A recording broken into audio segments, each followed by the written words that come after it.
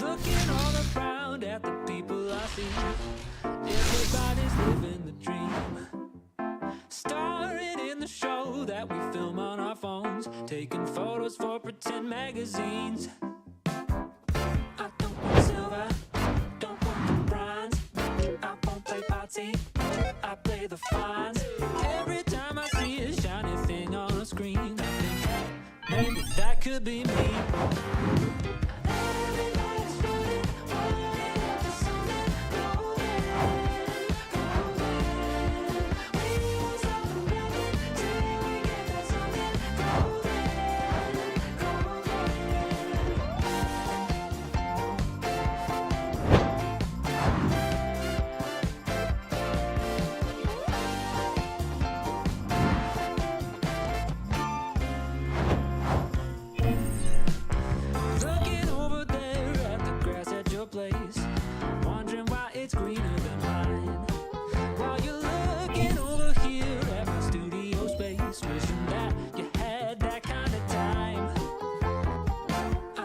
Silver, don't want the bronze. I won't play party, I play the fines. Try to keep my head down and just not care. But then, hey, what's that over there?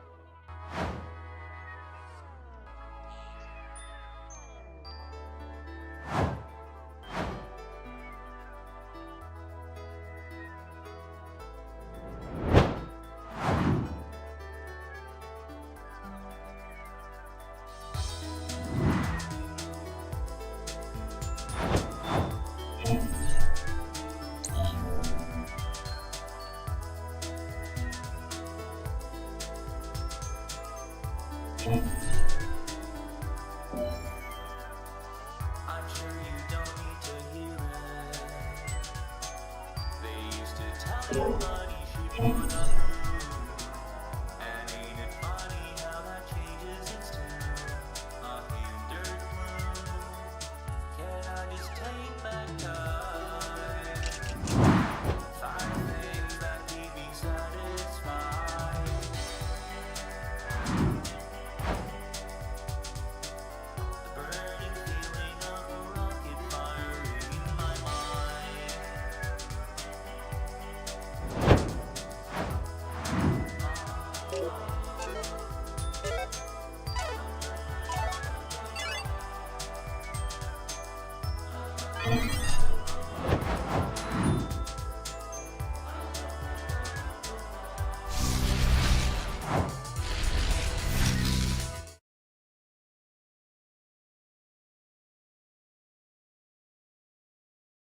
Yo, what's up?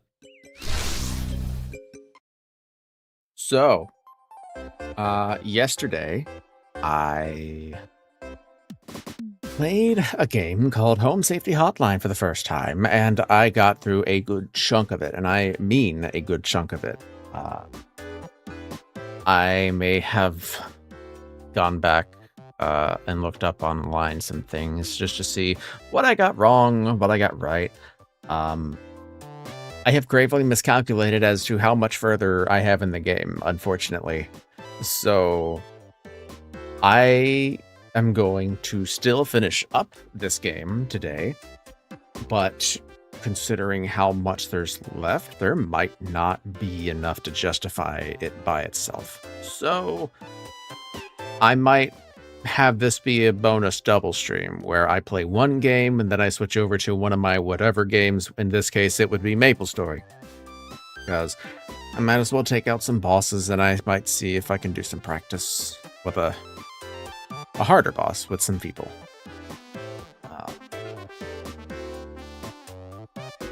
I'm going to tell you this just for fun, but I have been working on lore. Oh, that's odd. I could have sworn I had more songs in this playlist. Let me do this. This'll work. So, I have been working on lore for this whole thing. Like in the past, I've mentioned the halftone void maybe once or twice, but really not much else with it. What if I told you I have been devising for the past few years an entire world about this, you know? Like, surely there has to be more than just these dots, right? Well, dots are the good chunk of it, but I can assure you this is gonna be really fucking cool. However, my issue is I need artists. And when I say artist, that means I need money. So I cannot guarantee as to when I'll be able to fully do this the way I would love to show the world. But I assure you, I can write down stuff and I've got everything, like I've got a good chunk of like the basics ready to go. Like, I don't want to sound like that guy, but I feel like I don't really do debuts, right? I prefer to just be the kind of person who's like, okay, check out this new shit. All right, here's this new shit. By the way, I'm dropping this new shit. Like a procedural kind of thing. But I feel like if I actually managed to do this the way I really want to, I mean, hey, I would think some people would consider it to be worthy of a full-on debut. Not like I'm getting a model or soon or anything like that, but hey, I'm probably yapping too much. So let's do this. Let's see. There's the vertical chat box. My cat is actually being a pain in the butt. So if you would excuse me, I need to figure out how to fix that because I have to actually activate it. And then I can do this.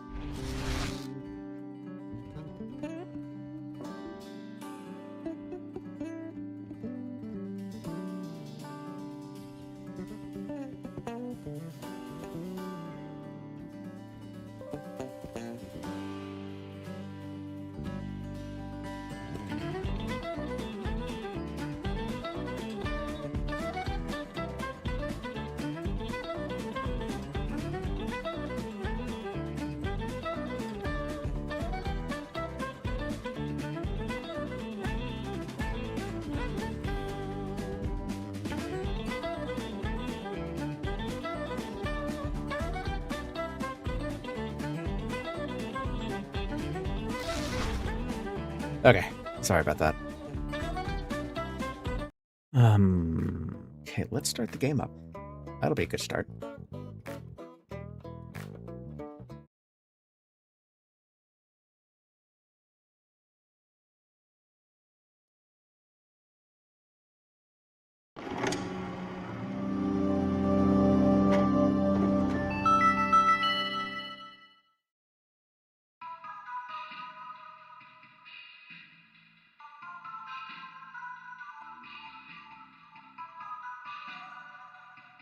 All right, sorry about that.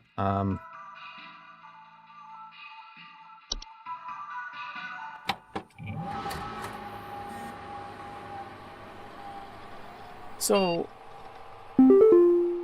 we are back. We are here. We are looking at the home safety hotline desktop for the right. So subtle detail I've noticed over the days, or rather, last time for Saturday, I think this would be Sunday. Right here.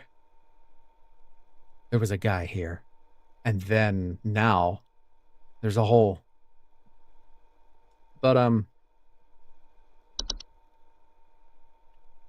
I want to bring attention to a few things. So I got a call from that one guy who was losing his dog, right? Apparently, that would be unicorn fungi. Fungi? I don't know. So I had thought, mistakenly, even though I read everything out, that all it did was just attach itself to the forehead like a unicorn horn and then make, maybe dig. But I forgot to take heed to the fact that broken floorboards and the fact that animals like to furiously dig. So the dog broke open the floorboards and dug into the kitchen. And that's how deep, like, that dog went pretty deep. And he found his dog and was able to bring it to the veterinarian to get a surgery to get this thing taken off, which can be one of the solutions. And thankfully, that was an inconsequential call.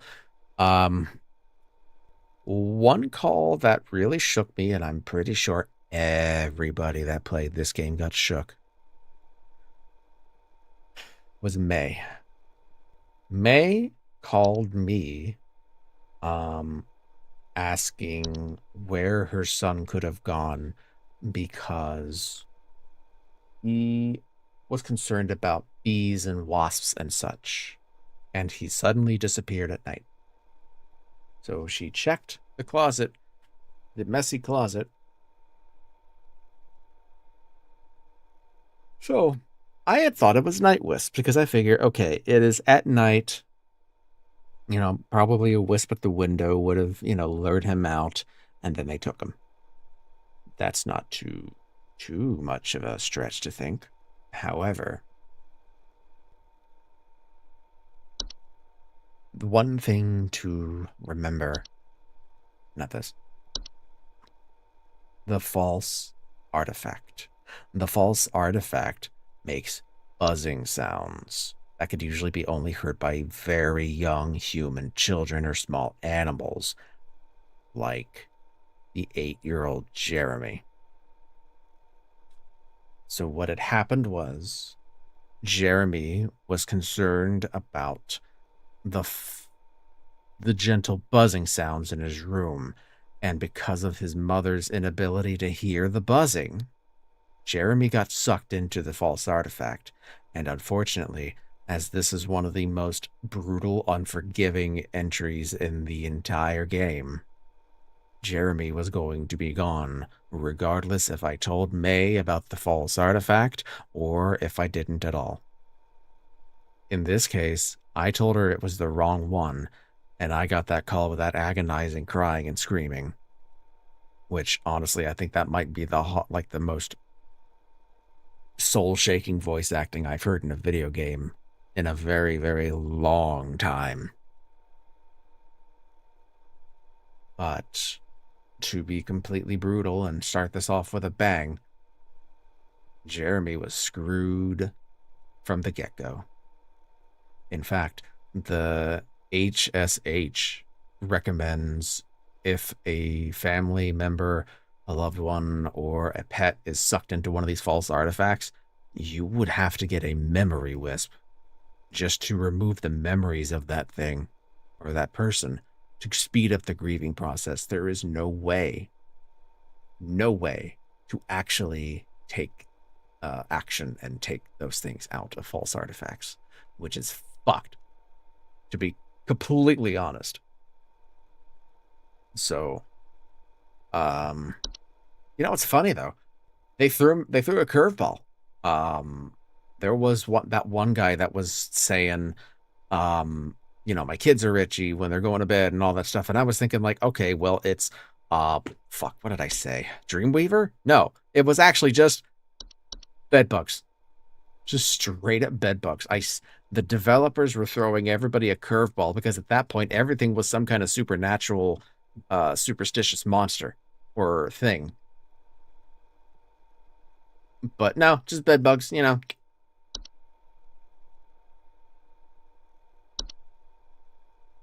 But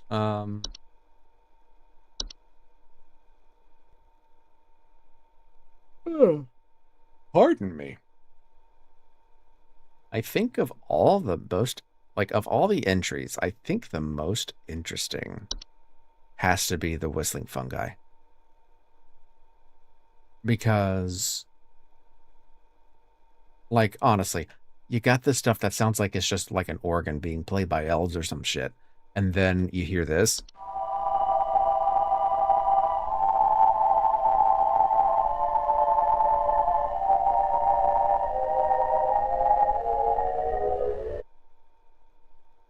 And you have to ask, why is it so dangerous to hear that?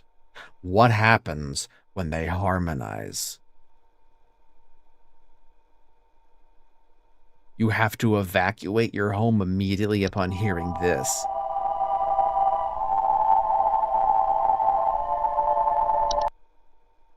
Now, there was a caller who had a little, you could hear them in the background. It was a dead giveaway, but apparently if you gave her the wrong information, those things are going off crazily, and she is just like nuts. She lost her brain or something like that. And I'm just like, what the hell is it doing? But I don't think we'll ever figure it out.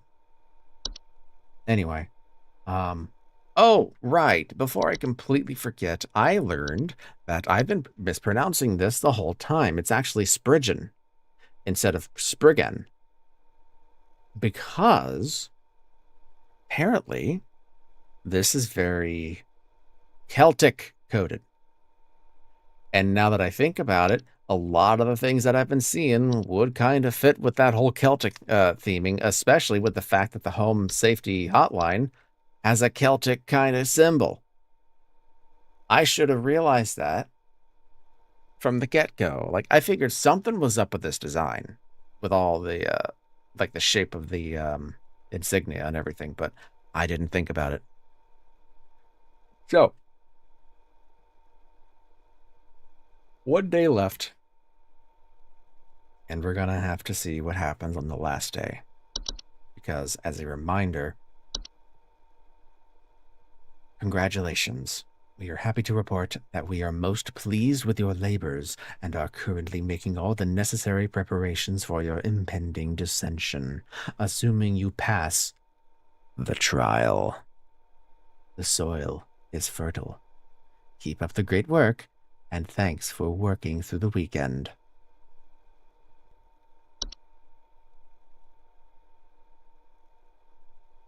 Right, so let's finish this, I guess.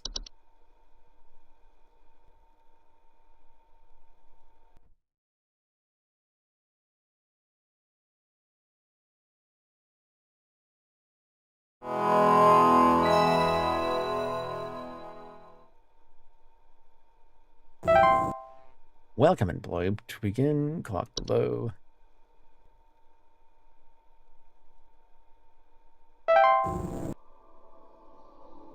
Oh.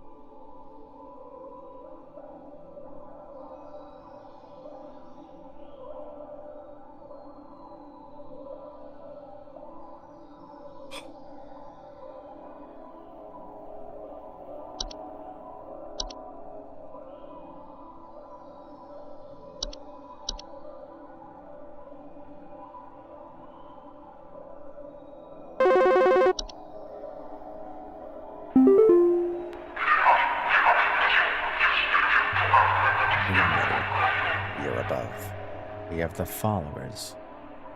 We are followers of our queen. What are we?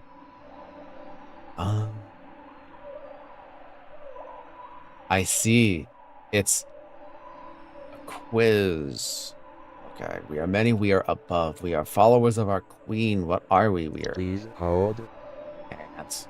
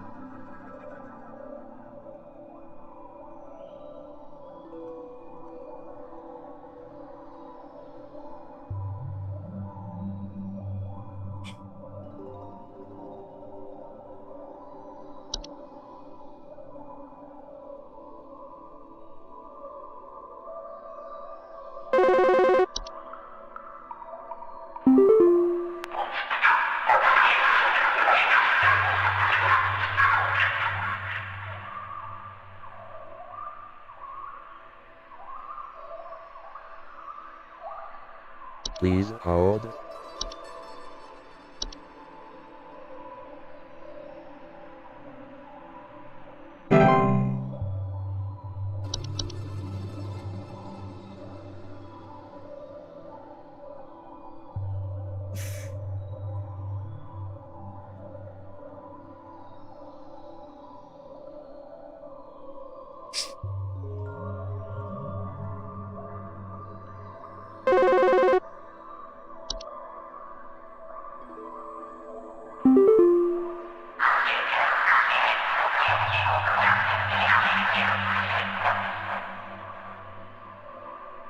Shit.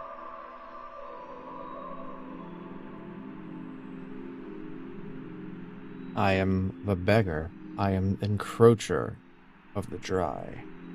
I am friend to the water of the sky.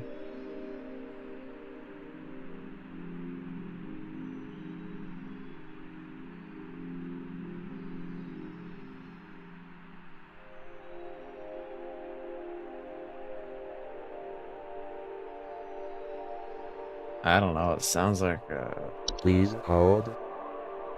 okay, that all fits over here, so now I have to really think.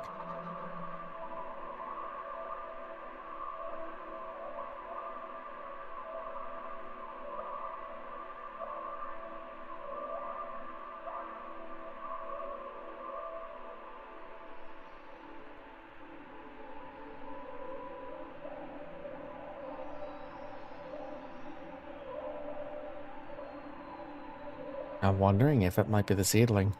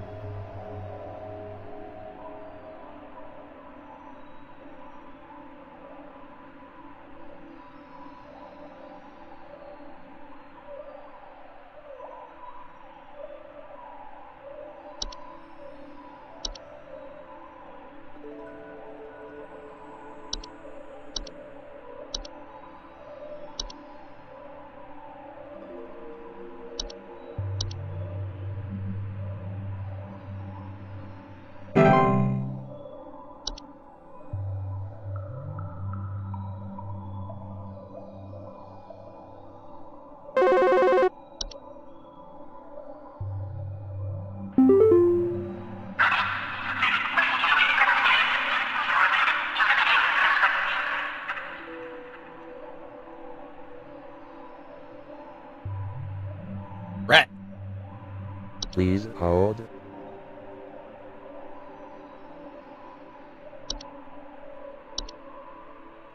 Mice, I guess.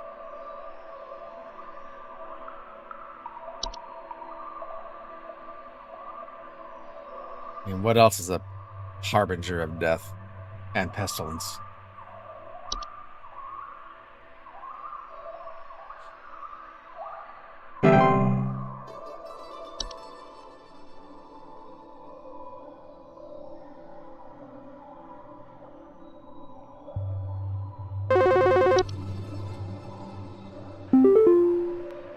I seek the domains of those who have too much. Step within, and they lose their way.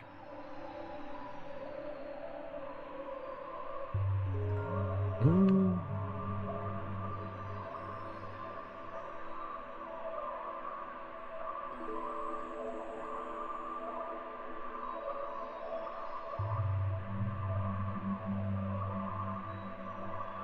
Please hold. Labyrinth.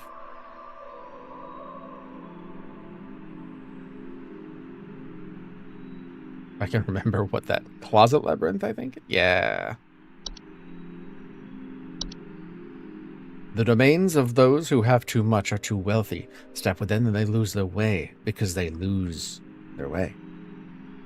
Closet labyrinth is my answer.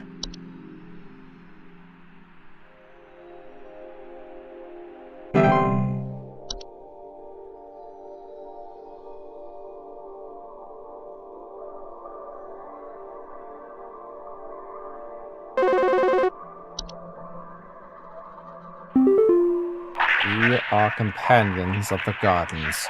We compel those who tread to tread no longer. What are we?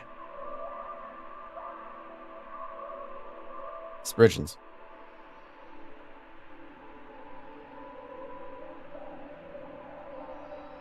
At least that's what it comes off as.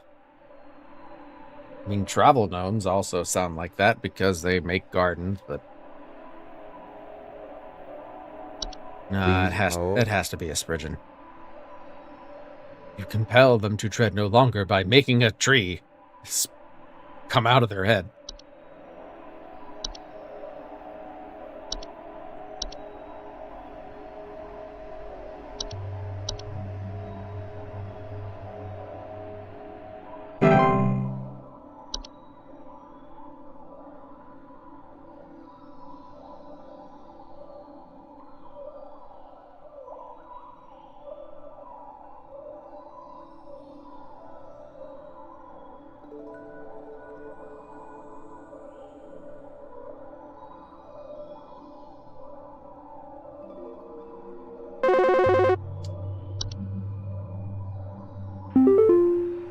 I am the dancer. I am the bringer of destruction. I consume the weak and the reckless. I am the forsaken oil and the careless light. What am I? Shit, that's actually rough.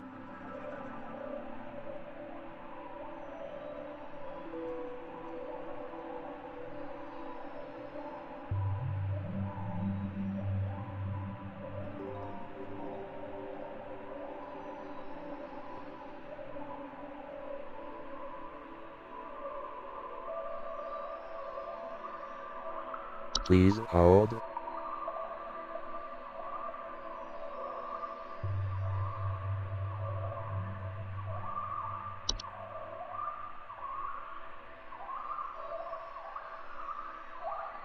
Almost sounds like a boggart.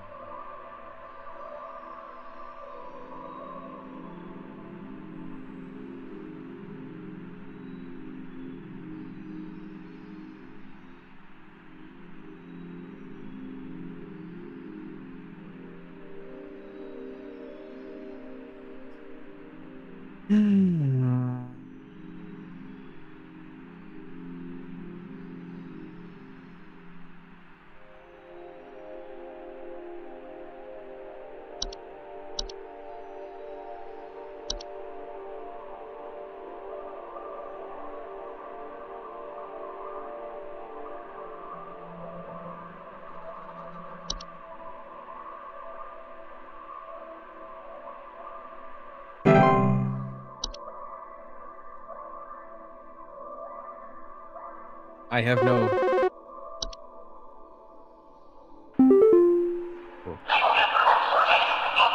I am the seeker. I am the one who delivers. What am I? Ah! Please hold. Gotcha.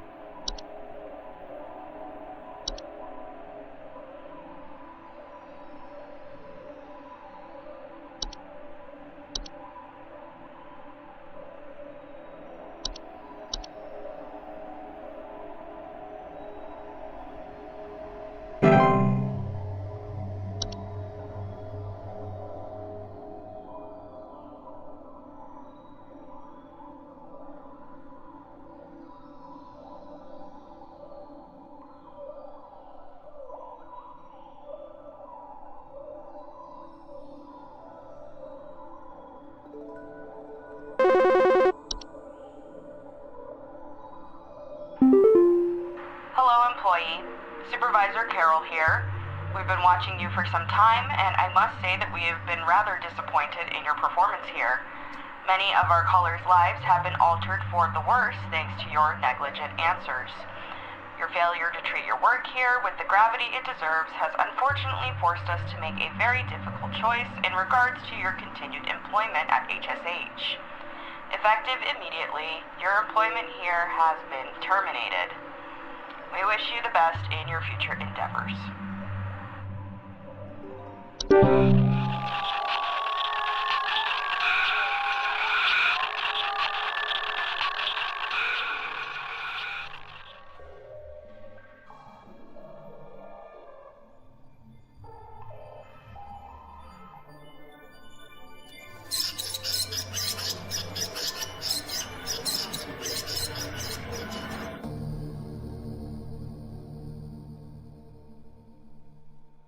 So that's it? Is that actually the end of the game?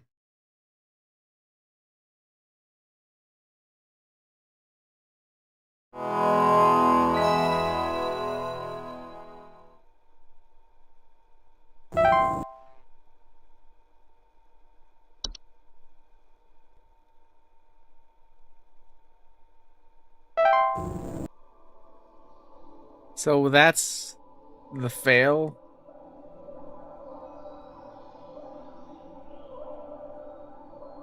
Like what? Is it just a permanent loop?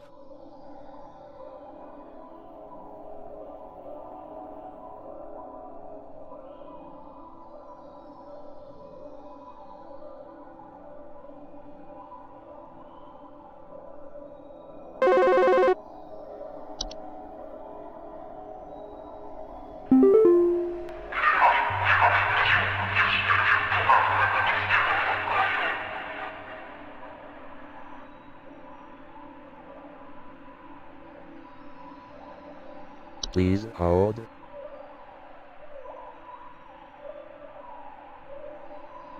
Yeah, many we are above. I mean, the only one that I can think of would be ants, but queen? I don't. Well, I guess ants would be below, huh?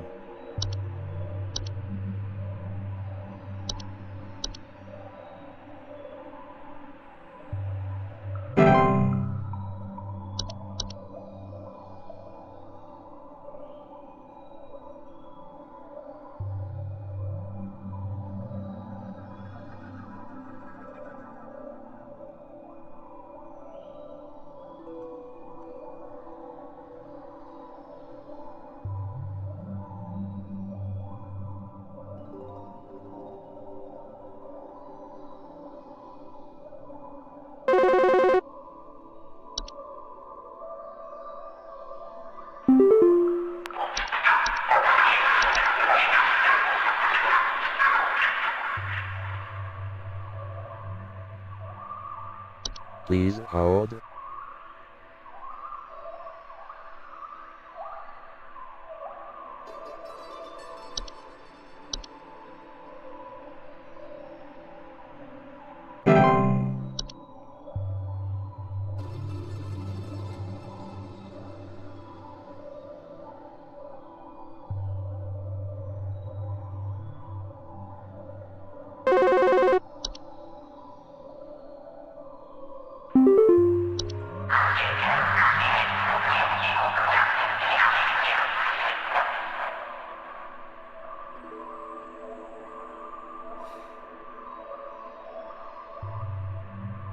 Please hold.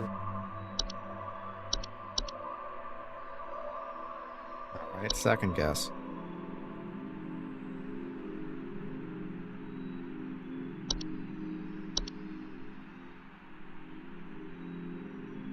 I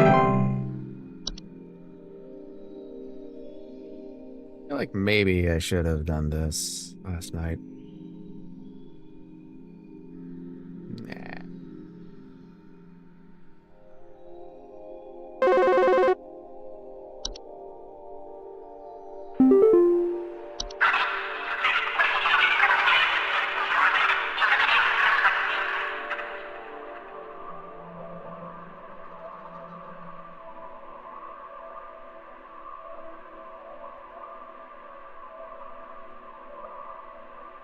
Please hold.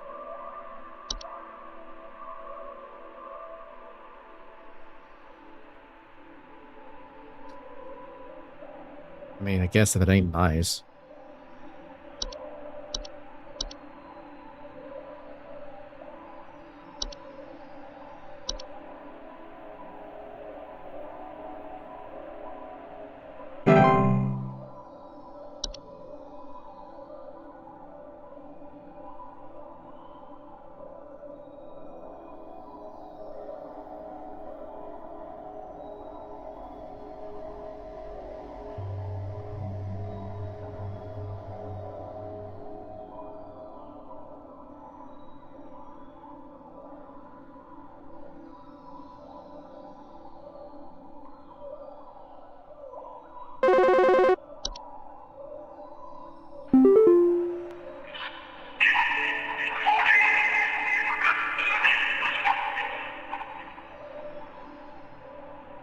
Please hold.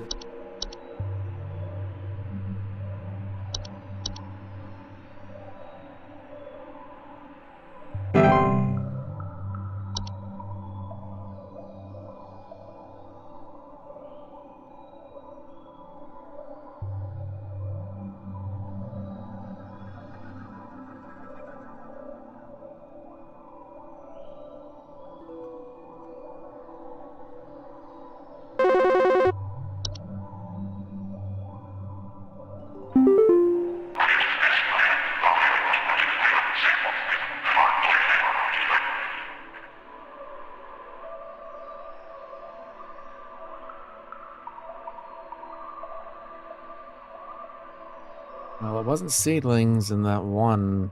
If it wasn't seedlings in that one, then maybe I can try this one. Please hold.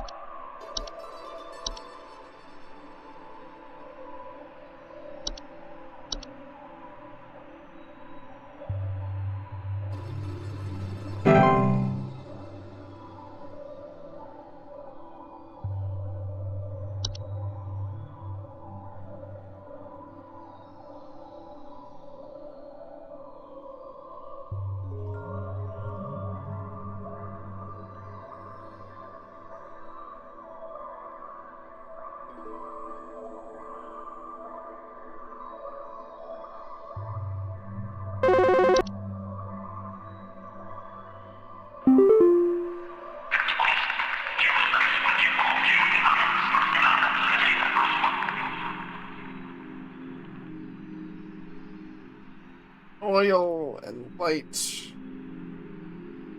That cares less. The careless light.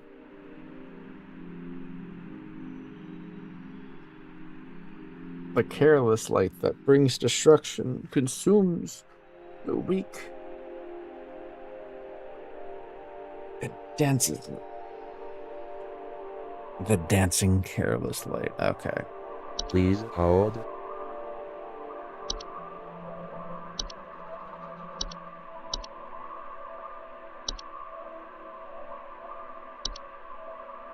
I still don't know why this, of all things, was put on the entry list. Like, it's a house fire.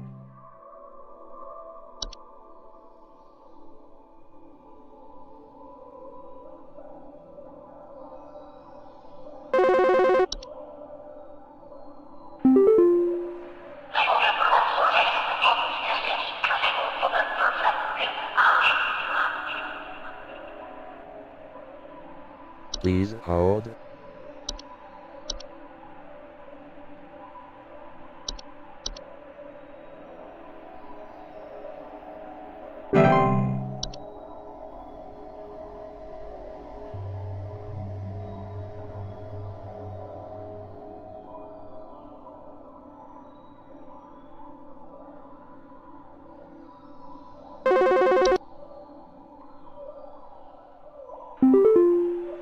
Hello, Supervisor Carroll here. We've been watching you closely. For all this time, you have been providing excellent and accurate answers to our callers. These acts will not go unrewarded, and I'm pleased to report that you have qualified for a promotion. Please stand by while I prepare thy promotion. I don't like those eyes. Promotion in progress. Please stand by. That's why.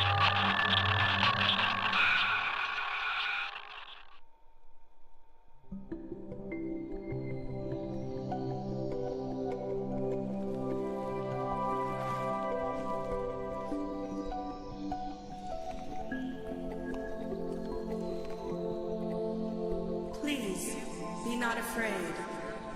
Come close.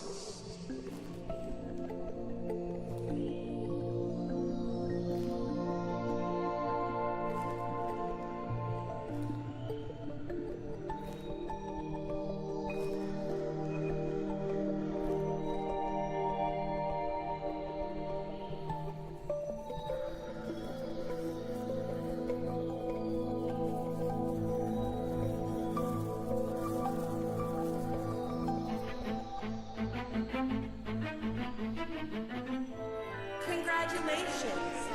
All hail our new junior supervisor!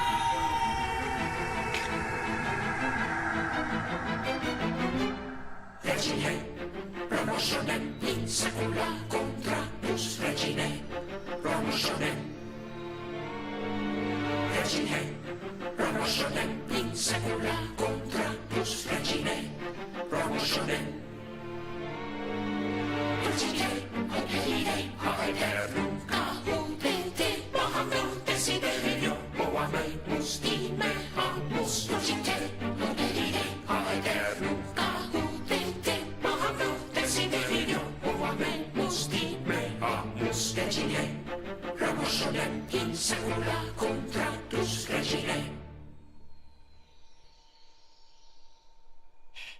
That was Home Safety Hotline.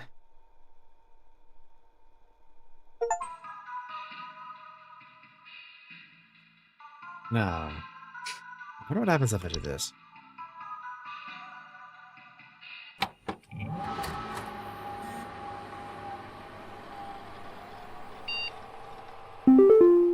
Oh, what's all this? Art book. Hi, I'm Nick Lives, creator of Home Safety Hotline. If you're here reading this, it hopefully means you are invested enough in this game to be curious about its development. If you are, you've come to the right place. This is a peek into the game's art, development process, and all the human messiness that entails. I hope you enjoy this thorough and admittedly indulgent look into what went to making this game the game it is right now. Influences. When I was about maybe 10 or 12 years old, my grandmother gifted me a Dungeons & Dragons monster manual she picked up from a thrift store. Immediately, I fell in love with this book, despite having no idea what its purpose was. I would scour its pages, constantly learning everything I could about its many, many imaginative creatures. Since I started developing games, I very much wanted to make a game about the pure joy I experienced flipping through a bestiary. Many games have featured in-game bestiaries, but rarely is it important to actually read through them in much detail. My first attempt at crafting a game based around my love for bestiaries was a game aptly named Bestiary, a fantasy game in which you would play as a researcher, testing the dead bodies of monster corpses with various magical implements in an attempt to write an accurate bestiary entry for them, noting properties as you went. This prototype never really made it past the conceptual stage, with these concept art pieces and a crude interactable UI being as far as I took it. I wasn't fully happy with this direction as it was rather art-heavy, seemed too generic, and felt little like the activity that expired it. Yeah.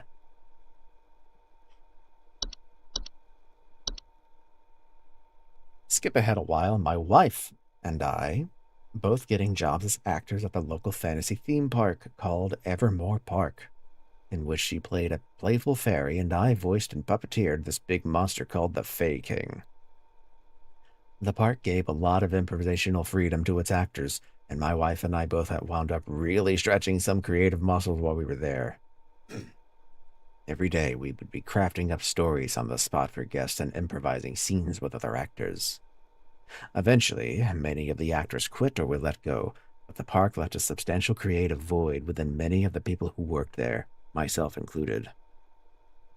As time went on, I sorely missed performing and improvising with the other actors, and the constant but rewarding creative challenge of tale weaving and lore crafting on the fly. During the pandemic, as things felt increasingly dire and lonely, I wrote up a new design document called 1-800-Bestiary, a game about answering calls for a hotline that prescribes solutions to various kinds of monster infestations. 1 second.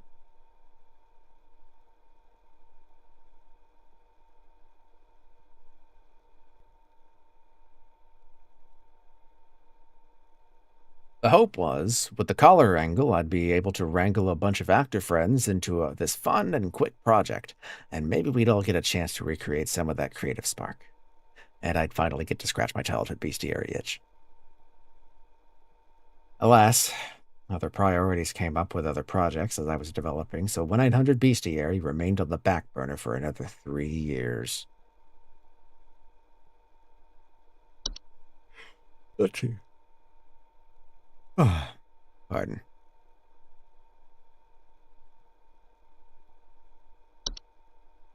Analog horror. At the end of 2022, I released a horror game called Night Signal that I had been trying to finish for the past few years. And while the game didn't perform great financially, it sure seemed to resonate with those in YouTube's comment sections. Because I'm a weak human who craves validation, naturally I read each and every comment as it came in. I'd see some people say Night Signal reminded them of something called analog horror. I gave into curiosity and started going down this analog horror rabbit hole. Once again, I immediately fell in love. Here was this incredibly fascinating subgenre of horror that oozed with creativity in its second-hand approach to storytelling, all while being wrapped in an instantly recognizable and nostalgic aesthetic. Gemini Home Entertainment, in particular, quickly became a favorite, with its more subdued approach in presenting its horrors so matter-of-factly, buried inside informational videos about mundane topics like wildlife and camping. During my newfound love affair with analog horror, it occurred to me that at some point the genre would be a perfect match for 1-800-Bestiary's gameplay concept, and right away I revived the pitch and started crafting a working prototype. I settled quick on a Windows 95 inspired interface since analog horror was frequently channeling 90s era media formats, and it felt like the only natural digital equivalent. I only crafted this quick proof of concept piece before building the interface in-engine and iterating from there. The new working title was now Lunar Archives, as I tentatively decided the new concept would revolve around aliens. At this time, the idea was that the aliens and monsters would be from anywhere in the world, since that opened the largest number of creative possibilities. I struggled to come up with interesting monsters in such a broad setting, however, and it didn't really feel scary yet to read about a monster that lives nowhere near me.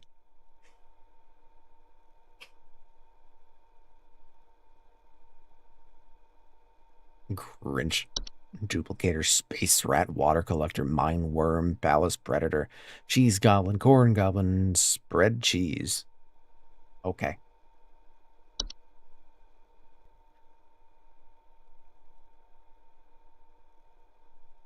The bestiary's entries increasingly felt like they needed to be more personal to be scary.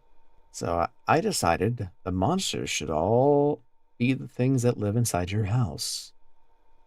Out of curiosity, I asked my wife one day if she knew any folklore about monsters that live in your house.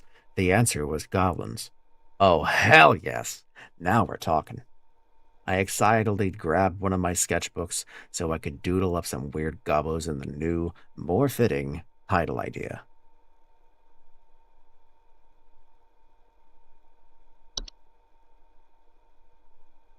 Whoa.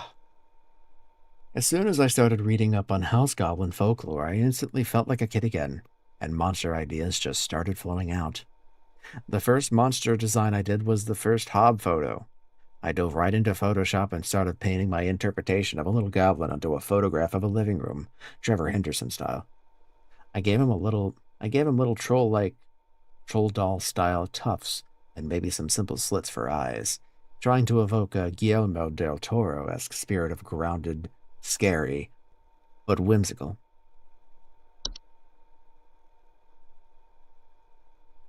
After drawing my first Hob, I got a little carried away in my sketchbook, dreaming up different varieties of these little weird guys and detailing how they would function.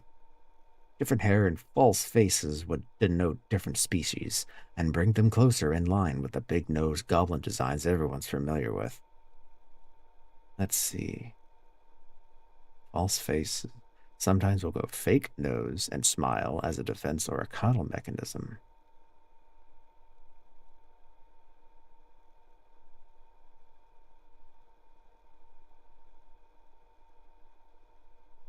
Interesting.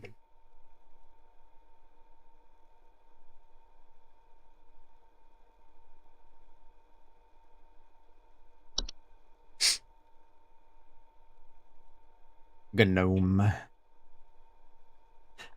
It didn't take long for me to go deep diving into Wikipedia to discover even more stories of Fae and begin interpreting them under the lens of my newfound design ethos, treating each creature as if it were simply some kind of bizarre animal. I like this gnome because once it's alert and has the fake face stuff, it very much looks like what a gnome looks like to a lot of people, especially with the pointed hat.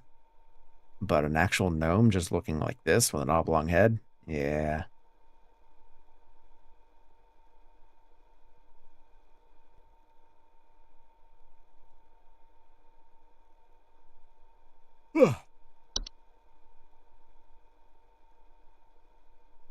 The idea for the inflatable trolls came from a mix of between the folklore of trolls and spriggans, where spriggans were said to be small creatures that could grow to enormous size.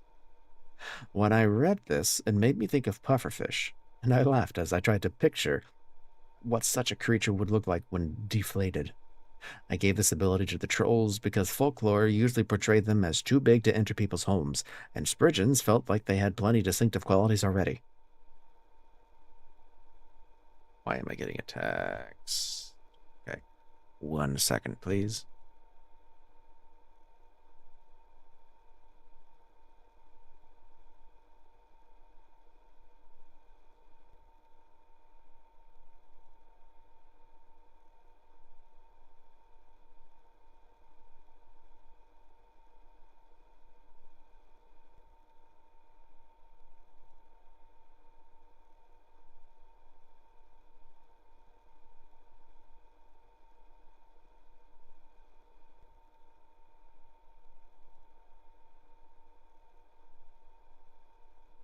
Okay.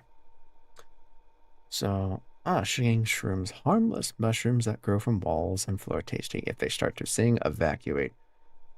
Strange hole on top looks like a mouth. It is. Interesting.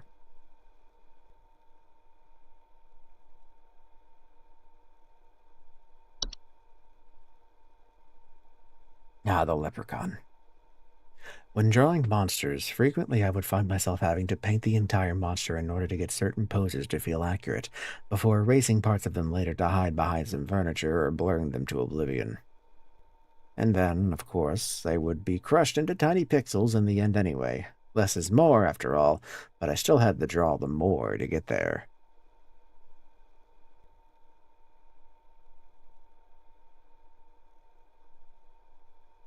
I have to wonder how many of these are actually Hobbs and just variants of Hobbs. I'm scared by a lot of stupid, silly things. As such, Both humor and horror can feel like one and the same sometimes. When I read about those stories of the puka who pretends to be a horse just to buck people around to scare them for a laugh, I thought about what the indoor modern equivalent might be, and immediately thought of those viral photos of tiny dogs creepily staring at their owners. This is the result, and it might be my proudest artistic achievement. These gnomes in particular may have suffered the most from the reduction of an image fidelity when compared to their paintings. So here they are in their higher definition glory. Check them out. Check out them little guys. Shame I have no way of zooming in. I would love to get a better look at them.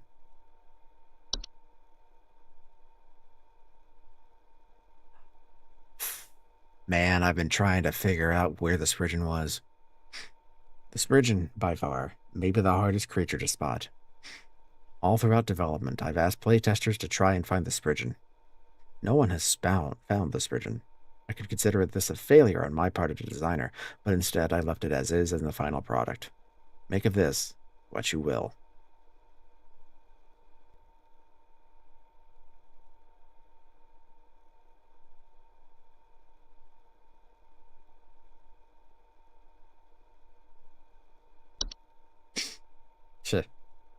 The troll is another creature that I painted in far more detail before blurring him to hell and back.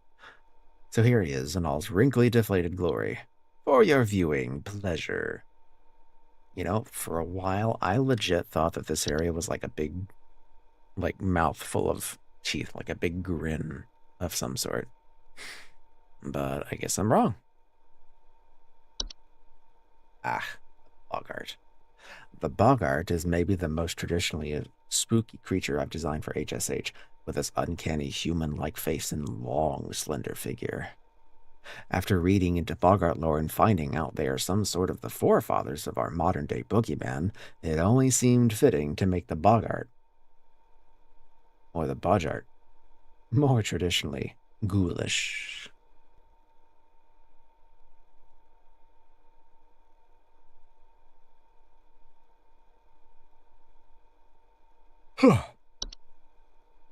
I knew it had to be some kind of raccoon. The trash gnome was inspired by a fan suggestion described as Oscar the Grouch, but worse. The thought of a muppety creature with a large mouth that lives in trash was too entertaining to pass up. To create the trash gnome, I took a photo of a raccoon and rearranged the eyes and head to recreate our scruffy little friend here.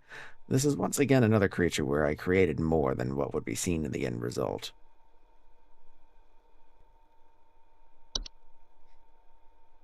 To source photographs for entries, I would browse free UCCO photography libraries for photos that looked like they would be perfect for photoshopping a monster within. But on occasion, I would stumble upon a photograph that was so intriguing on its own that I would be inspired to write an entry for it as is. This photo, for example, by Tasha Kamrowski, was immediately captivating and inspired the Mirror Nymph entry on its own. I changed the skin tone up to creep factor, up the creep factor slightly, but the photo is otherwise unaltered.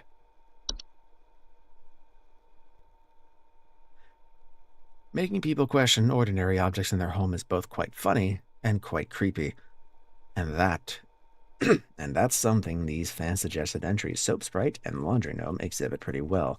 Okay, that is what that one looks like, okay.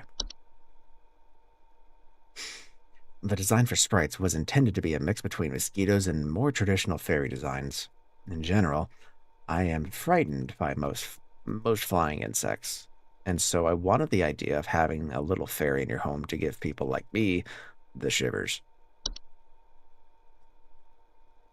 The Warlock Remnant is, in fact, an edited photograph of me wearing a Halloween mask from my childhood, along with a cheap vampire costume that I had from past Halloweens. Felt cute.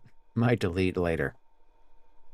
Yeah, it's taking root from analog horror, but also I'm just reading the dev and his design process because I've completed the game. It's supposed to be horror meets like a D&D bestiary. Oh, it's great, actually. Like, I wish I could play this again. I wish there was more of it. But there's actually a DLC that's Christmas themed. So I think I'm going to take a look into that once I'm done fully and maybe come back to this around December. But I'm just kind of reading this out to myself and whoever wants to listen in as like a something in the background. But is this like a visual novel? No. So basically, the objective 24 out of 30, you are taking the role of a home safety hotline responder. And so you get calls from people saying, hey, this thing is happening. The police wouldn't respond. And so they directed me to you. What's going on in my house? And so you have an entry list of things. Now, some of them might be mundane. Bees, ants, gophers. But then you start getting into weird stuff like common hob, seedlings, the horde. And then you start to realize something weird's going on here. And as the days of the week progress, you get more and more access to more stranger things, such as Dorcha, the bed hag, the boggart, the Spriggan, the just creepy stuff. The false artifact. In fact, I wouldn't mind reading some things out. 24 out of 30. I'm going to check some stuff out. So, you are presented with a description of something, and the objective is to find out which of all these you have to submit your answer to. So, you can tell the caller what to do in case of a sprig tree. You'll even have a photo of what this thing is. So, for example, sprig trees are rapidly growing tree-like organisms that take root in a human body. They are known to cause structural damage to a home as they continue to grow, generally reaching their full size in a matter of days. They are known to be caused by the touch of a Spriggan. The trees are incredibly deadly to those infected, and they will result in death once they have reached a certain size. Anyone near a sprig tree while it is growing in an indoor location is also at risk of injury or death from the structural damage that will occur as it grows. There is no cure for a sprig tree. The infected individual should be quarantined while any others occupying the household should vacate the premises immediately. Do not touch the infected person or the black substance that leaks from them under any circumstances. Begin looking for a new home and arrange any funeral services as needed for the affected individual. My personal favorite is the whistling fungi. Now, kind of looking like a honeycomb with a stem. This is a small mushroom-like growth with many small holes in their caps that frequently grow through drywall gaps and cracks. Homeowners infested with whistling fungi often report a distant whistling sound coming from their walls. Warning: if you ever hear whistling fungi singing in harmony, evacuate your home immediately. Whistling fungi are rarely dangerous to humans, but their growth can cause foundational problems. If whistling fungi ever sing in harmony, evacuate your home immediately and do not return for any reason. Otherwise, the fungi can be removed with common weed killers or by utilizing the HSH's fungal removal services.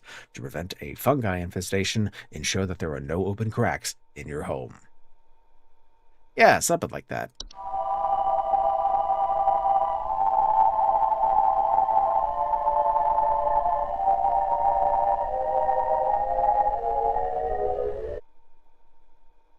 You don't ever want to hear that. But on the other hand, you have, mundane stuff like ticks, termites, mice. Then you got zombies. You got rain nymphs. And they're not all creatures, right? Sometimes you'll get closet labyrinths.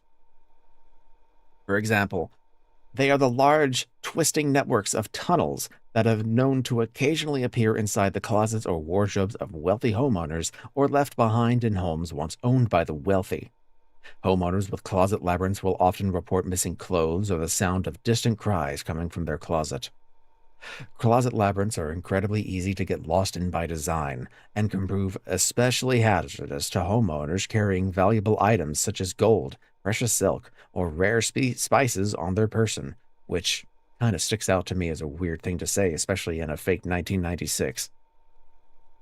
They are otherwise harmless to those who do not enter their domain.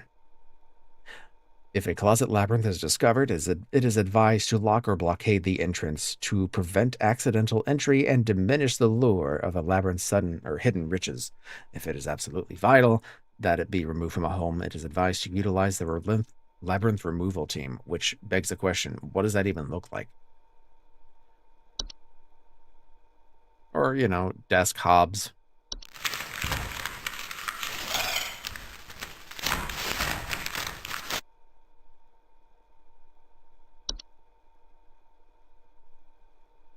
But yeah, it's kind of like an analog horror mixed with What Am I? Mixed with Hypnospace Outlaw. And there's a whole lot of entries. Like, it's intriguing to nerds like me who like to get like super big details about stuff. However, if you were to answer some of these calls incorrectly, they will call you back and they will tell you what the actual horror did to them. In one case, let me tell you about the false artifact. False artifacts are seemingly human-designed objects that can manifest suddenly inside of a home. They are known for making gentle buzzing sounds that can usually be heard by very young human children or small animals. Homeowners with false artifacts often report out-of-place objects or missing children or pets. False artifacts, while not a direct threat to adult humans, can pose a significant risk to a small human child or animal. Should a child or pet be left alone with a false artifact, they are at risk of being encased within. Once encased, no noise made by the prey can be heard. While digestion can take upwards of several years to complete, starvation can be a more pressing concern. Once a false artifact has been identified, removal is as simple as physically moving the object out of one's home. HSH pest removal services should be called to come and remove the object. Should a pet or loved one already be encased within, one can utilize a memory wisp to speed up the grieving process. Now you might be asking what that is. Basically, they're dementia flies.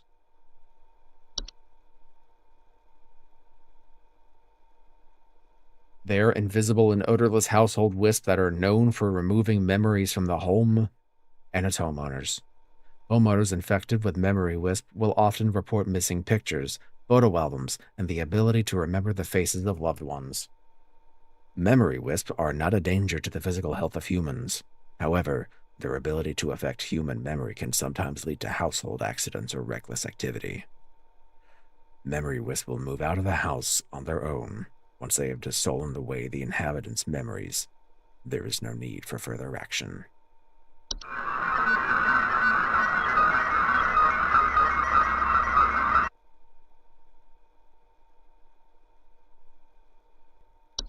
But yeah, that's basically the gist of it. Oh, it even saves what page you're on. I would highly recommend it, genuinely. And I'm glad I actually started this up in October because I didn't think much of it. I thought, okay, this will be like a small little game, but no, I'm actually kind of getting sucked into this world here. The concept of coupons came about after I received feedback from demo players asking for more motivation for playing the game well, since playing the game poorly would net you more interesting content in the form of the consequence calls. I thought that pointless employee discounts for products offered through HSH would be for funny, yet lore-heavy content. For high-scoring incentives, and based on the look of product images from off of 1990s infomercial ads. Oof. Originally, the game over ending was much simpler and to the point, with Carol firing the player and wiping their memory before sending him on their way. After the promotion ending was written, it was decided to come up with something a little more whimsical for the game over to better suit the world of HSH. Inspired by Roald Dahl's The Witches, we came up with the idea that Carol should turn the player into a mouse instead. On the morning of the shoot, I molded these props from air-drying clay, painted them with acrylic paint, and then hastily glued some faux craft store fur onto them.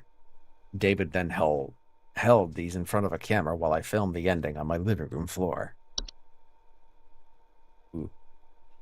Originally, the player received their promotion at the end of their shift on Saturday, but I felt it a bit too abrupt to go from an otherwise normal workday to the game's fantastical ending in the span of a single call. After a bit of brainstorming, we wound up coming with a dedicated final trial day, where you would be called by cryptic cloaked callers testing your knowledge with riddles, all without having access to your database of information. When the game's ending was written, in order for music to be composed for it early on, this crude animated storyboards, or animatic, was created in order to dictate the pacing and structure of the ending so music could be written for it. The animatic and music would later also serve to guide the pacing of the actual shoot, with David shouting out the appropriate cues as we filmed. The promotion ground was a unique prop that I hot glued together out of various craft store materials, including a small wreath, little curvy sticks, and fake mushrooms. Given the players is only getting their first promotion, the materials involved are all more crude and common than the more lavish crown that the Fae Carol wears. Speaking of, in addition to playing the role of Carol, Courtney also designed the final makeup and costume look for Fae Carol in the game's ending cutscene, depicting Carol in her more truer, ancient form. In Courtney's own words, "I want to look like a proper swamp witch." Faye Carroll's costume was also pieced together by Courtney herself, utilizing stress netting, faux moss, and a stressed black skirt, finally topping it all off with a crown fashioned from faux twigs and leaves.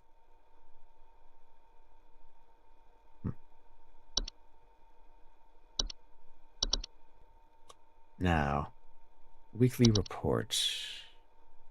This would be my report card. Yeah. So, I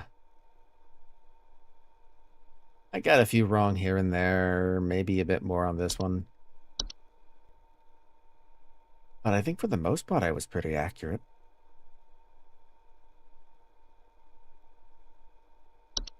Now, what is call training?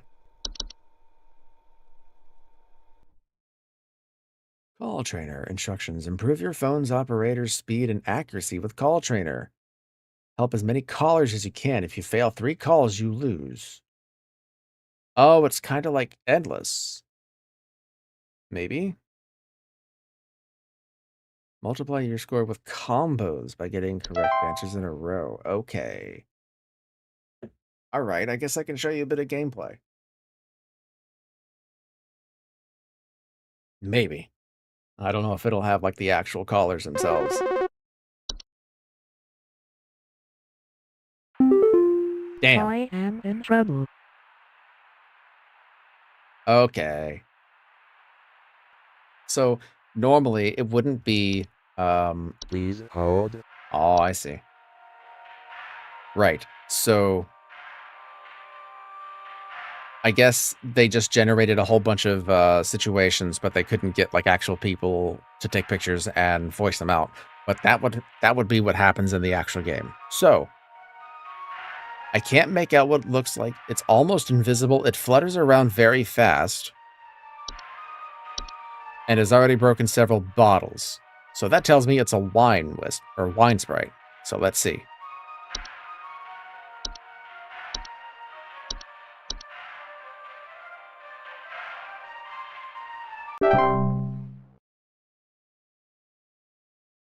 Right.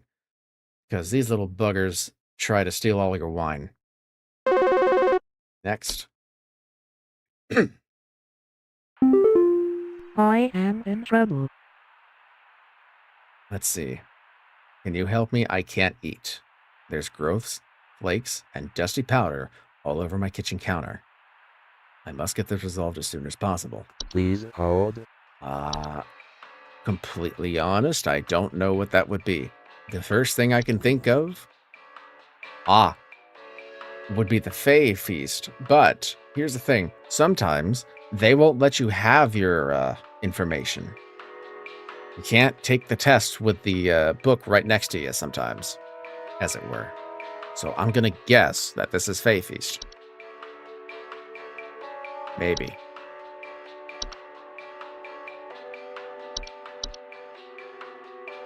Normally, you don't have a timer.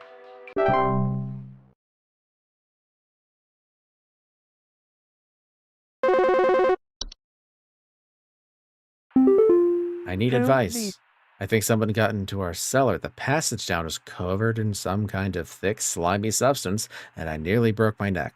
I don't know what's down there, but I'm afraid to go down any further to see what it is. Send me information, and quickly. Please hold. So that would tell me that is a cellar slime, or cellar growth. This little thing right here.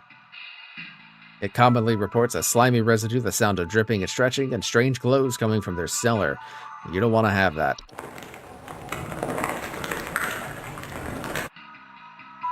So let's give it a shot.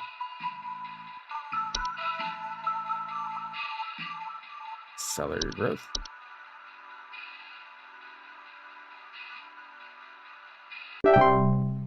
Oh, that wasn't it. It might have been the slime. Stair slug. I I need am assistance. in Someone is trouble. playing a prank on us. There is a tree growing in our living room, covered in clothing. Please hold. Remember what I told you about that sprig tree?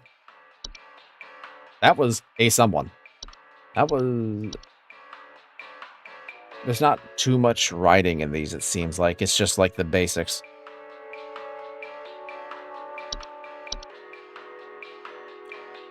But yeah. Oh. I guess in that case... not this. I guess it was the stair slug over here. I am in trouble.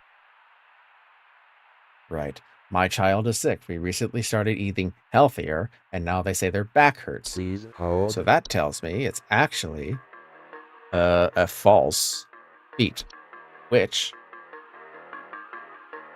looks like a vegetable, gets eaten by humans, and then causes their digestive issues and potential back problems over the course of their life. So,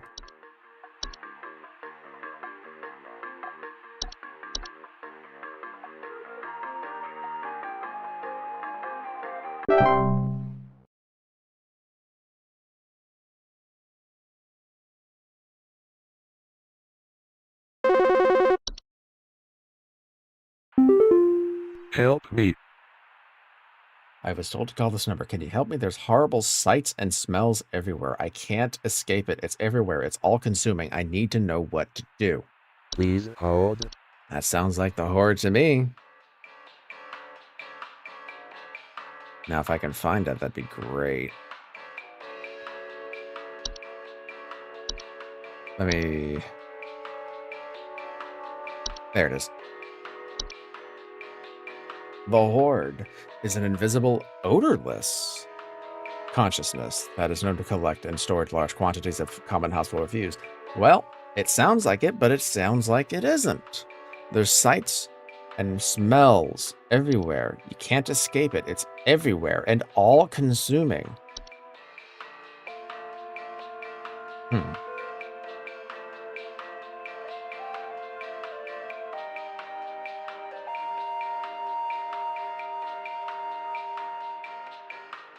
That does make it a bit harsh.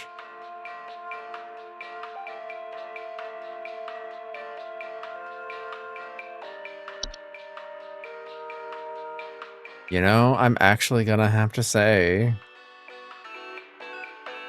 it might be black mold.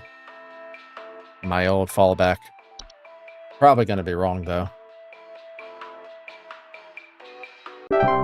Yeah. It doesn't tell you what it actually was, though.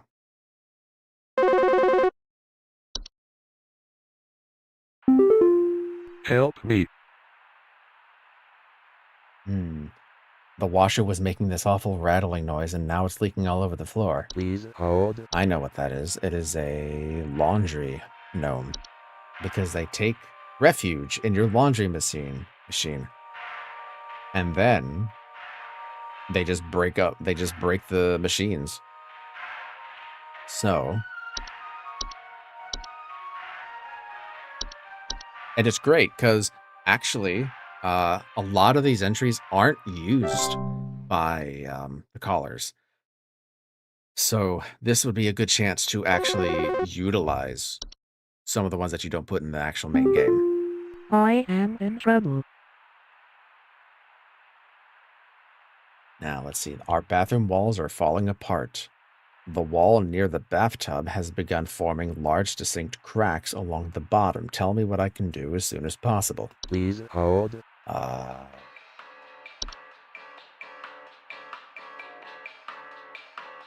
I genuinely don't know this time. So I'm going to submit Fracture Hob, just for the fun of it. I know it's not going to be the right one, but that would be the one that would also kind of mess with cracks in the walls and foundation of the house. So...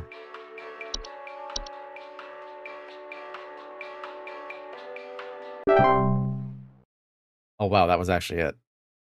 Shit.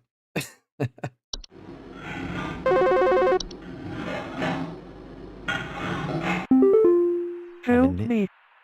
There's something going on in the basement. Every time I go down to check on our heater, I start feeling tired.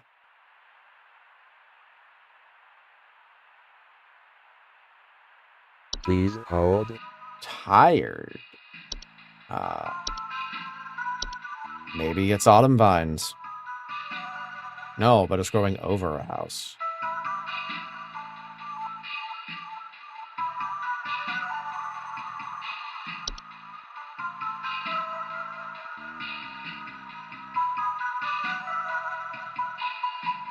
Carbon monoxide?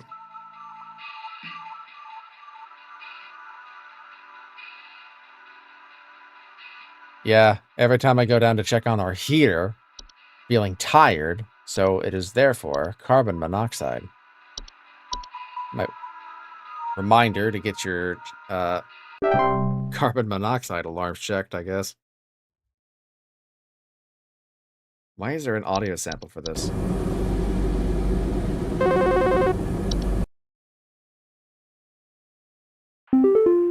Help me. Help me, I heard noises coming from my vanity. Sounds of rustling, but doesn't look like anything made a mess inside. Please hold. That sounds like a desk hob, which stay inside desks and such. But they don't make any messes. They're actually kind of tidy.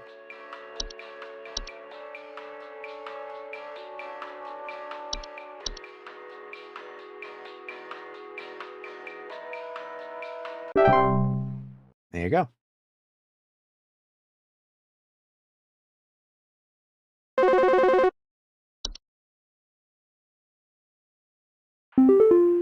I am in trouble. Oh, I'm getting hit with this one again. The one that I failed on, so I guess that's it. Horrible sights and smells everywhere. I can't escape it. It's everywhere and all consuming. I need to know what to do. So. And there's a network error, so that means you can't check and get more details on whatever. So I'm gonna have to do another guess, it seems. So let's just say the seedling, which I don't think it will be.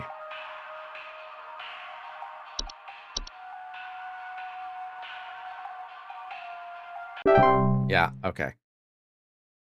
So let's see. I got 11 ones complete with a high combo of 4. And so my total score is going to be probably around.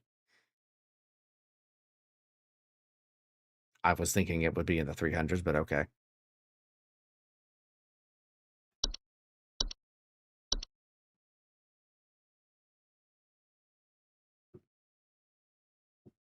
It just keeps going up.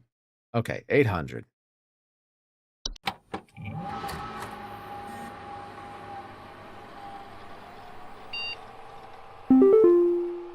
What happens if I options? Junior supervisor options. Unemployment immunity. Always display accuracy. Add button to skip call wait time. I wonder if I can just force choose a week at this point. And if you're scared of certain things, like spiders, insects, dark, holes, being watched, tight spaces, and dogs, you can choose to just turn off those photos.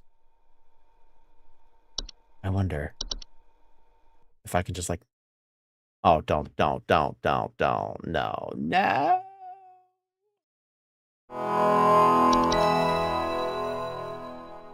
If this starts me off on the whole trial thing, I'm gonna be so mad.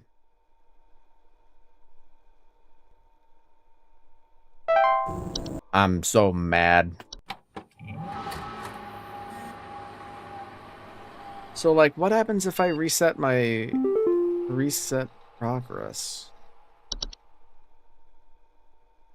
Options or unlocks. Okay, I think that means I could do this. So I guess I could show you how the game works. Right.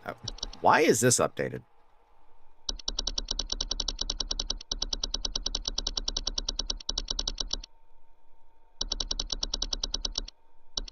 Weird. Okay.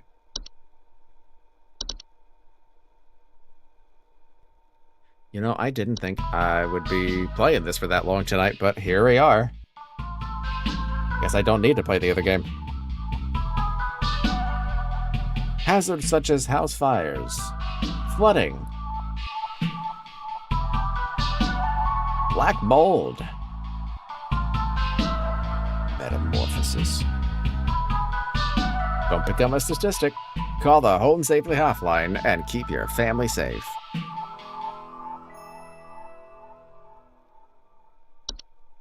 You can definitely see the analog horror influence here. But let's see.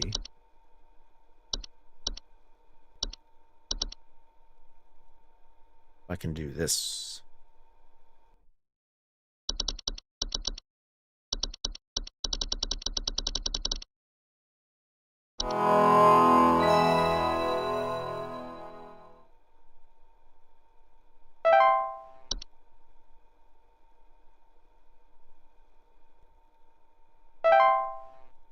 Cool.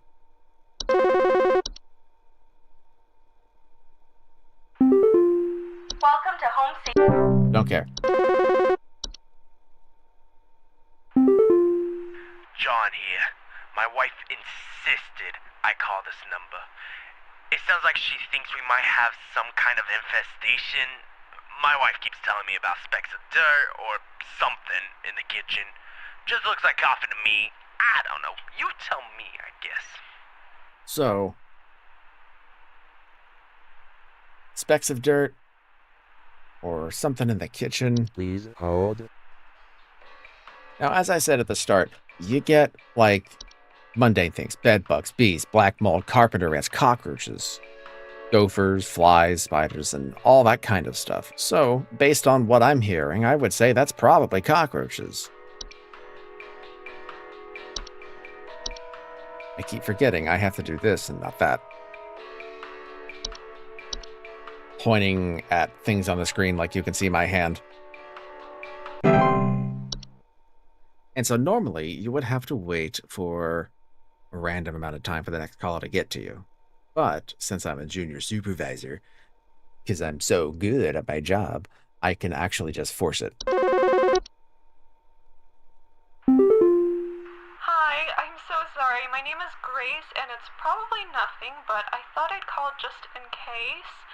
lately I can't sleep at night because of this annoying little sound coming from my attic. It sounds kind of like ee, ee, ee, ee, you know? It's probably nothing. I'm sure it could just be regular old house noises, but I just thought I'd call to ask and make sure. Please hold. All right, so that sounds like it's mice in your attic.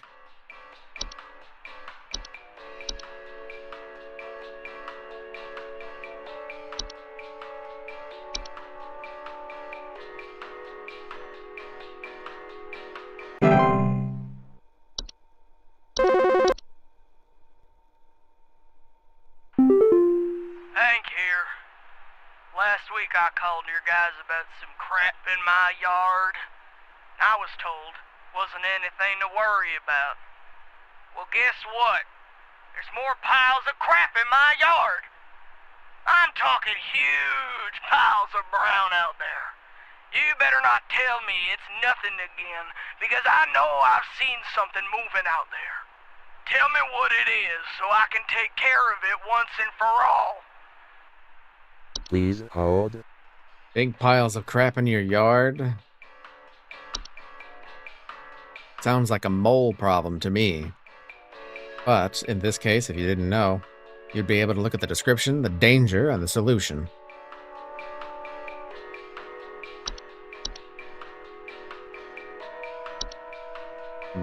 Mole, mole, mole.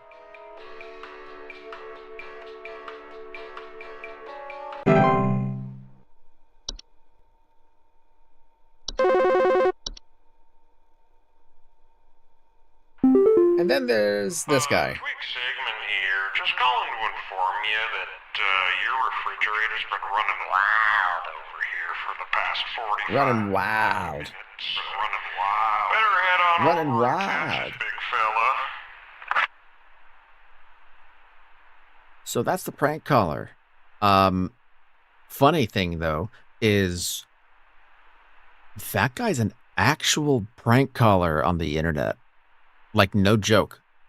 You could actually, if you had his website, know where to find him, send him an email, and send him like a phone number of people that are just bugging the hell out of you. He will actually call them with that voice and those effects, because that's not done by the devs. That's done by him. He is professional with this stuff. And for the life of me, I cannot remember his name offhand, because I remember seeing him do a phone prank on a GameStop and to a professional call, like a professional Counter-Strike player.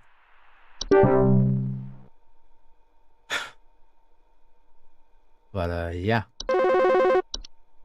Next up is Kim. Hey, do you guys have a lawn mowing service or something? My good-for-nothing kid refuses to mow, and it's getting real crazy out there. Looking like a rainforest over here. My kid is complaining about being too sick to do anything about it. Meh, meh, meh, meh, meh. Stress of this stupid lawn's giving me a headache just thinking about it. Can you send some guys up to get this done? My kid's complaining about being too sick to do anything about it and refusing to mow because it's getting real crazy. Please hold. Now, I actually thought it had to do with, like, well, black mold, I suppose. But, turns out the actual answer is ticks. Because, I mean, they grow in wild lawns. And they don't, like, and they make them feel ill, fever, headaches, and chills and all that. See, I never knew. Like, I never had experience with ticks because I grew up in Florida, in, you know, suburbia. We don't typically have ticks at all. So, I'm going to submit ticks.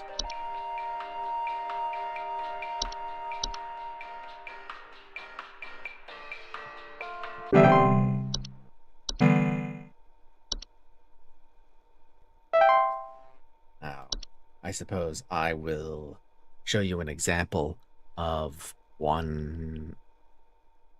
I'm in North Florida, specifically.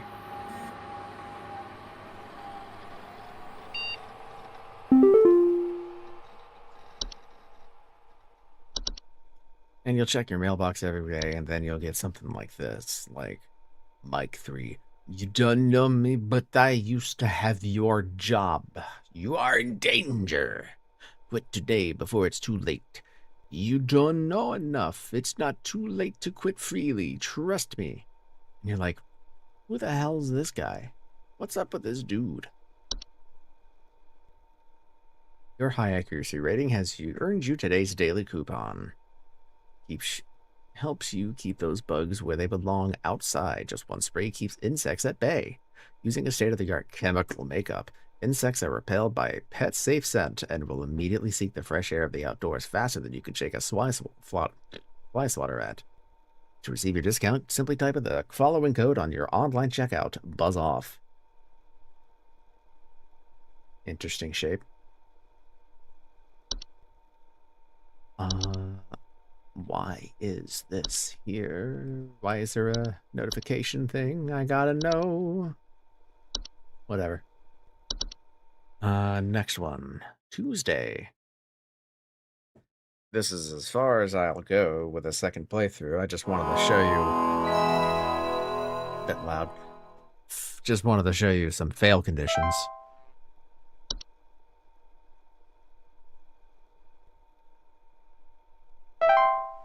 Now, let's see.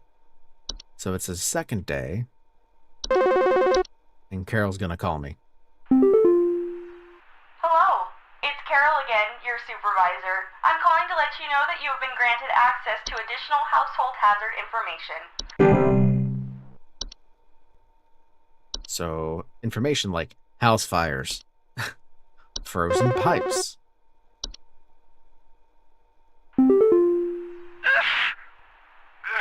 Sorry, I'm calling to see if you might know about anything I can do to... Sorry. Anything you can do to prevent pollen from coming in the house?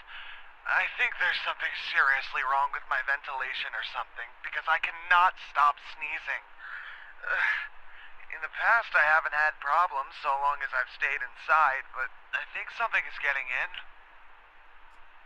I will answer this one. Please hold. Because the consequential fail call kind of sucks. So let's see. Black mold. I remember that one. Alright. Do you know if there's such a thing as house thieves that clean? Like, maybe to disguise the robbery? At night, I keep hearing all this noise coming from my living room, but when I go look at it, I find the place spotless, but haven't yet found anything missing. I've talked with the cops, but they keep telling me to call this number. So here I am. Is there something you can do? Right. So, Please hold. normally, the fact that the place is clean and spotless would normally be the result of a common hob, which they like to keep the place spotless. But, for the sake of this, let's answer with anything but at this rate, because I don't think it matters. So I'm going to say pipe hob. Or, fuck it, I'll just say raccoon. And since I have unemployment immunity, who cares? Hello,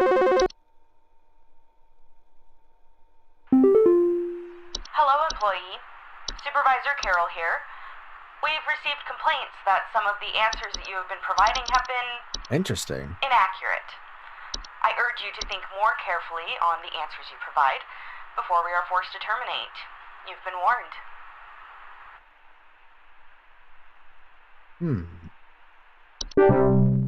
Now that is something I've never actually seen. I wonder if it's because I was way too off the mark and they have a group of answers that sound similar but actually aren't the one they're looking for.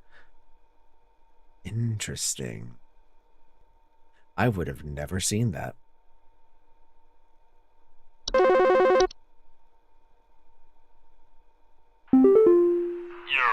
Buzzgoober here. Been having a heck of a time over here. I got these snappers itching and but crying all over the place. Just all over the place I got these whippersnappers yelping and whining, and I can't get a wink of sleep. She's trying to lay down over here. What's she gonna do about all this? I've called about 5,500 times and y'all haven't done a thing about it. 5,500 times.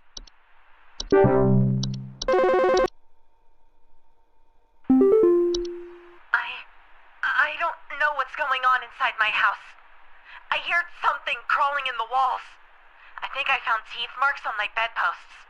I can't sleep at night knowing there's something in my house. Help me, please. Please hold. I forgot what it was exactly, but I guess I'll submit my answer to say mice, because that sounds somewhat like what it should be, not moles.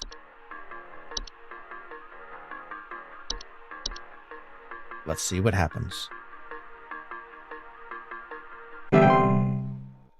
So that was correct. So my accuracy went up to 6.6%. Don't worry about it.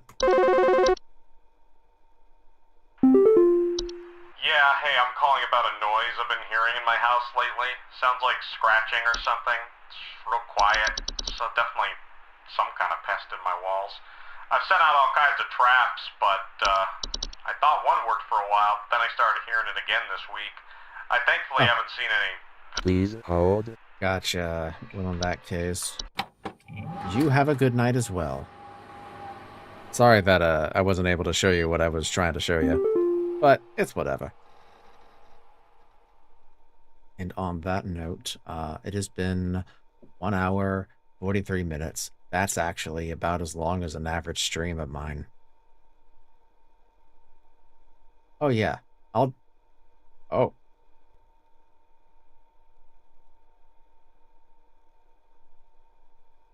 Story. I apologize if I mess up your name, but Story is Zayoi. Thank you very much for the subscription. Like, wow, I was not expecting a Prime sub today, but thank you very much. Now, unfortunately, I think this is where we're going to have to end. So,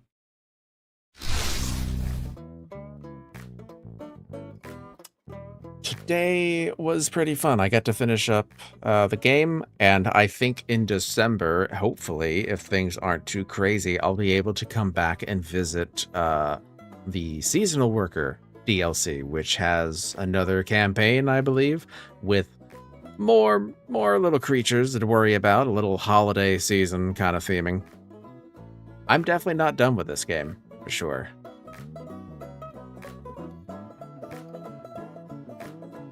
Alright, so who am I gonna raid just for the fun of it? I think I'm going to send y'all over to... If I could please get my stream deck to work.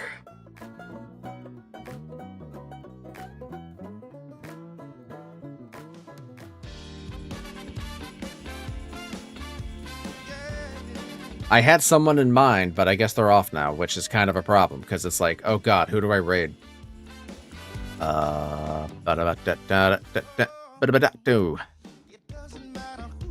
Fuck.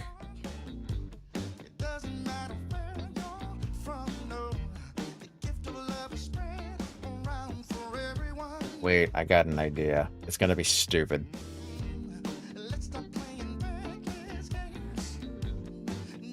Maybe.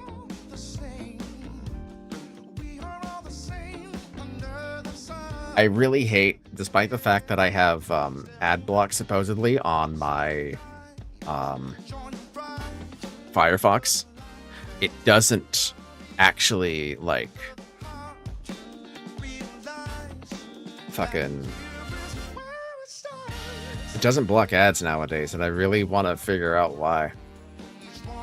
But anyway, so I'm going to send this over to someone I know. Again, he recently re-debuted. And currently he is acting as one of the Elite Four in a SMP for Minecraft Cobblemon. So I'll send you over to Lone Star Cult, see if I can get him shaken up just a bit by the raid notification that he's got. So let's go say hi. Tomorrow, actually, I'm going to be going on at 6 p.m. EST as opposed to 4, and going on RoboQuest with my sister, doing co-op. I've never done that before, so it'll be an interesting experience for both of us, as it'll be our first time playing. But yeah, thank you for coming out. Thank you very much, Satori, for the sub, and I hope to see y'all tomorrow.